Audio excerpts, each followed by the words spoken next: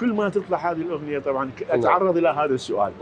طبعا بالمناسبه انا عندي خواتي اثنين زوجات نعم يعني كراد فيليه. طيب من اجيت باربيل، فهذا زوج اختي هو وزير عزمني، فهو قاعد وجعفر حسن قاعد، فقال لي انت ما دامك تتعاطف ويا الكرد الوفيليه وابن اختك الوفيلي ليش ما مسوي اغنيه على الوفيليه؟ فقلت له والله يستاهلون اسوي. فاحنا بعد لنا يومين ونسافر، يعني نغادر اربيل ونرجع كل واحد لبلده.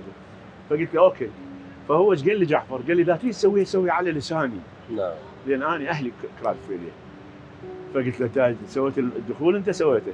من قلت له له؟ فسويت الاغنيه.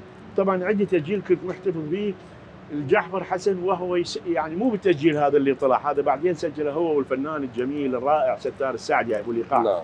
لا هو سجله بالبروفات، يلحن ويسجل، فدزع لي اياه. نعم. شويه انا ضفت له بعض الشغلات، مو اللحن لا طبعا، مو شغلت اللحن، بعض الكلمات غيرت له شويه لانه حتى تتلائم وياه، فصار العمل.